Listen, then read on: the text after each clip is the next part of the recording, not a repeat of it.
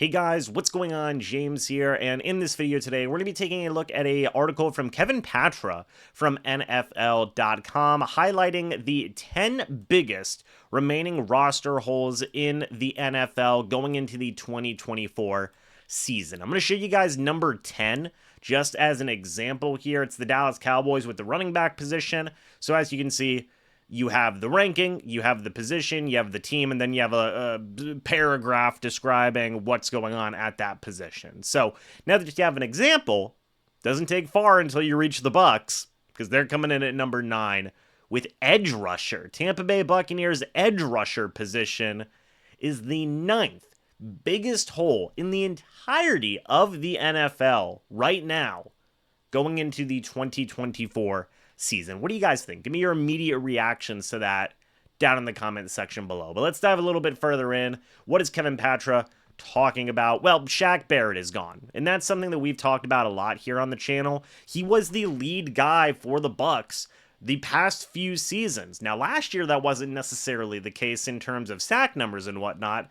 However, Shaq Barrett did lead all Tampa Bay Buccaneers defensive players with 44 quarterback pressures last season per Next Gen Stats. Now, I'm curious to see. I want to go to Pro Football Reference to see if that is true. I'm curious about that.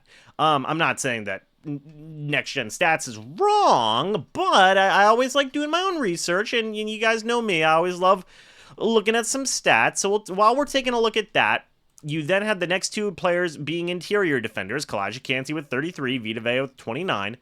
The fourth was Devin White at 27. I've talked about the departure of Devin White here on the channel a lot as well. Real quick, let's go ahead and check if we can see. So, quarterback pressures, according to Pro Football Reference, Shaq Barrett had 19. So Next Gen Stats, I don't know. 44 is pretty different number from 19. I don't know. You guys make of that what you will. I don't know. But, point being, the top edge defenders left are Yaya Diaby. Still, Shaq Barrett was number 1, though, with 19. Whatever way you want to slice it, Shaq Barrett was number 1, and Devin White was at least number 3, according to Pro Football Reference. Important to note here, Yaya Diaby was number 2. But again, going back to it, Yaya Diaby, 26 pressures in 2023. JTS was at 26. Braswell was brought in as a second-round draft pick. We've talked about this a lot, right? Todd Bowles like to play big, but finding edge aid remains necessary. I like this Bucs roster probably more than most. We've talked about that here on a video recently. And adding some veteran help off the edge would boost the odds of taking a 4th consecutive division title. Well, they did add Randy Gregory, and whenever you look at who the heck is left in the free agency realm for the Bucs to explore, there's not a ton of guys left that are, let's say, realistic. And I know that we've gone over this time and time again, but it's interesting to explore. So let's take a look back at the free agent edge defenders. Who's available? Right? Who's available? Let's see. A lot of edge defenders signed this year. 101. My goodness. You have Emmanuel Ogbah, you have Carl Lawson, Yannick Ngakoue. Those are like your bigger names that are probably going to cost a healthy amount of money, right? Like maybe $8 to $10 million is what I would see. You got to remember, like, Emmanuel Ogbah just got done making 16. Carl Lawson just got done making 15. Yannick Ngakoue just got done making 10.5. Like, these guys are probably going to command, $8 to $10 million, somewhere along those lines. Can the Bucs afford it? I don't know, man. I don't know. You have a couple of other interesting veterans, like Charles Harris is there. He just got done making 6.5 with Detroit. Tyus Bowser would be a bit of an interesting name, perhaps. But aside from that, I mean, those are veterans where you're like, okay, these guys have done something in the league somewhat, in the case of Harris and Bowser, and for sure, in the case of Ogbah, Lawson, and Ngakoue.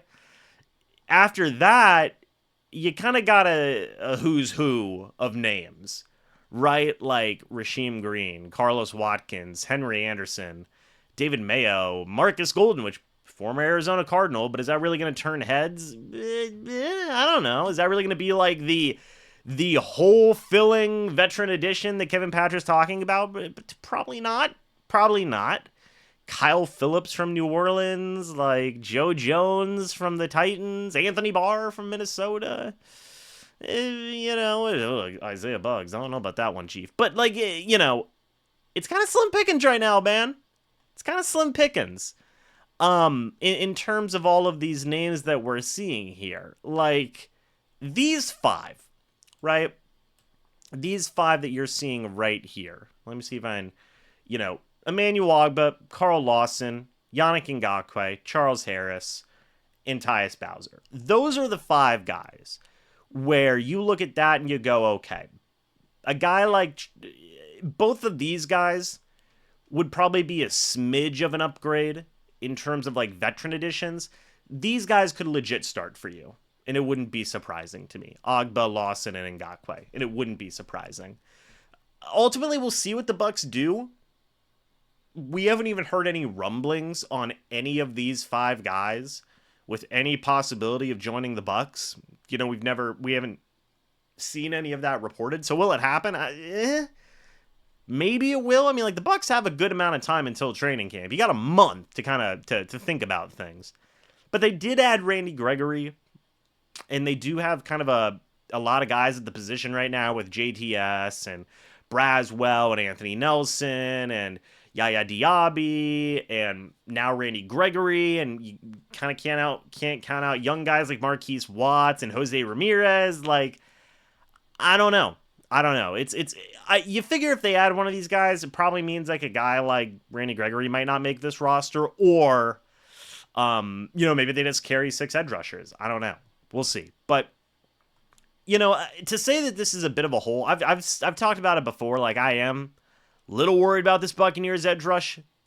Who's gonna be the top guy? Can they succeed by just sheer numbers alone, like more of a collective unit? Yes, but like, I don't know if you should be banking on that. It would help if you had more insurance, right? More of a sure thing. Like, I would feel more confident with Yannick Ngakoue in that room. I would feel more confident with Carl Lawson or Emmanuel Ogbah. I feel a smidge better if Charles Harris or Tyus Bowser was in there. And that's just kind of the way I see things right now, To say it's the 9th biggest hole in the NFL right now in terms of rosters, like the Jets at tight ends, number 8, Dolphins at interior O-line, number 7, Patriots at left tackle, number 6, Bears D-line, 5. You got a lot of situations here. The Atlanta Falcons at edge rusher, number 1. Oh, doctor. Oh, boy.